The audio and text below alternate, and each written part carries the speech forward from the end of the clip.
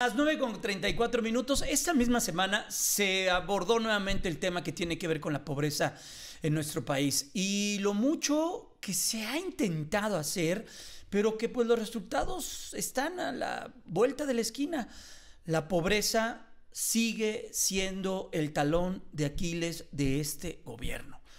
Por mucho que se diga que los apoyos están llegando a quienes tienen que llegar, por mucho que se diga de los programas sociales, el golpe que hemos tenido en cuanto a la pobreza, a la cantidad de personas que se han sumado a estos rubros es muy importante. Y no debemos perderlo de vista porque es un asunto que nos debe competir o competir a todos. No es posible estar estar ante un escenario como el que estamos.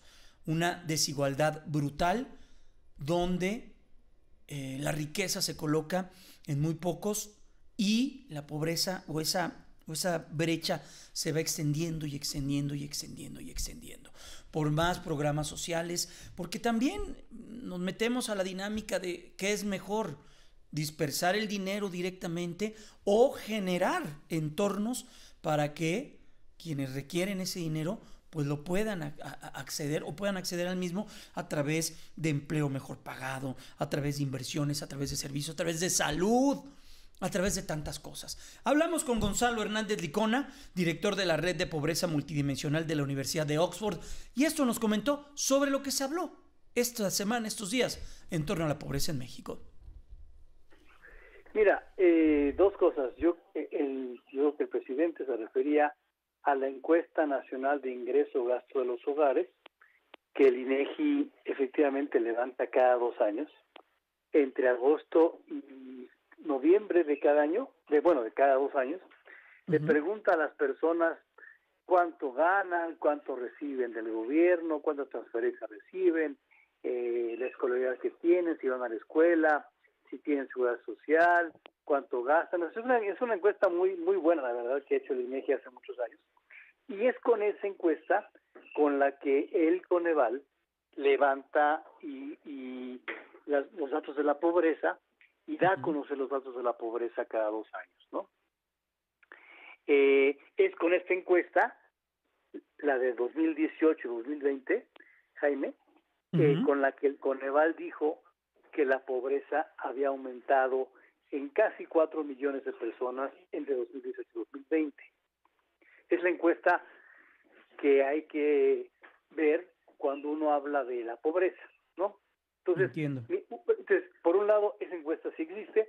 Por otro lado, esa encuesta no se ha terminado y se va a dar a conocer el año que entra. Entonces, el año que entra sabremos si la pobreza en 2022 respecto a 2020 habrá bajado, subido, quedado igual. Va a ser hasta el año que entra que lo conozcamos. Entonces, los datos, el presidente siempre le gusta mucho confundir a la gente, como lo importante es la narrativa y no los datos.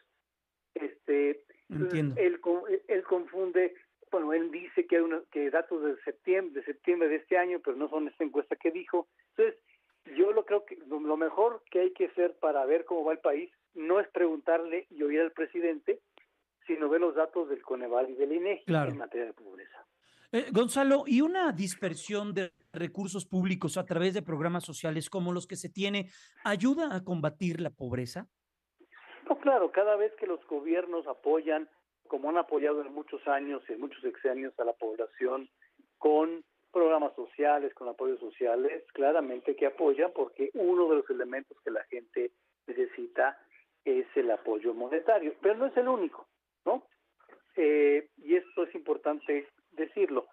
Entonces, por ejemplo, la pobreza también tiene que ver con tener la posibilidad de tener el acceso a servicios de salud, ¿no?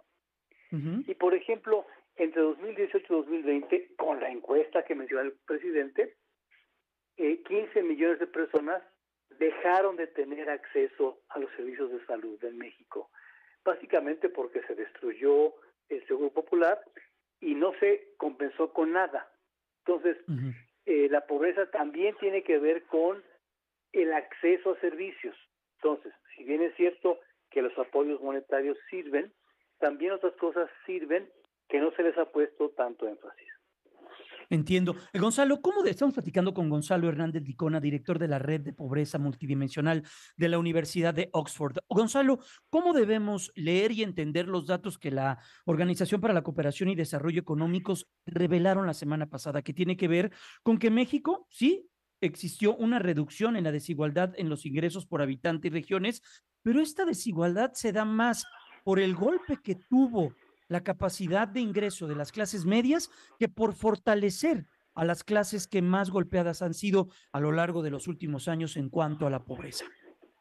Es verdad, la pandemia nos pegó a todos, pero por ejemplo, no le pegó tanto, y de hecho mejoró en ese 2020 la situación del sector primario, o sea, la agricultura le fue bien en 2020, 2021, y por lo tanto las personas que se dedican al sector primario les fue mejor, ¿no? Y a muchos otros que se dedicaron, nos dedicamos a las manufacturas, a los servicios, nos fue re mal porque nadie nos compraba nada. Entonces, si bien es cierto que al sector servicios le sigue yendo en promedio mejor que al sector primario, pues en el golpe de la pandemia le fue mejor al sector primario, no le fue tan bien al sector servicios, y eso implicó una reducción de la desigualdad. Entonces, no quisiéramos, Jaime, que la reducción de la desigualdad fuera a base de que a muchos les vaya mal, sino que a muchos les vaya mejor, y sobre todo a la gente que menos gana. Un dato adicional, tomando en cuenta lo que el presidente dice, efectivamente, decíamos, los apoyos monetarios hacen y apoyan a la población en pobreza, pero en ese sexenio, a la población más pobre, la más pobre, le llegan menos recursos que en el sexenio pasado, ¿no? Eso hay que tomarlo en cuenta porque uno lo que quisiera, y después de que uno oye primero los pobres, uno quisiera que a la población con mayor pobreza le hubieran aumentado el apoyo de programas sociales, pero no fue así, ¿no? Por ejemplo, hace 4 años, el 60% de los hogares más es pobres... parte de la charla que nos brindó Gonzalo Hernández Licona, director de la Red de Pobreza Multidimensional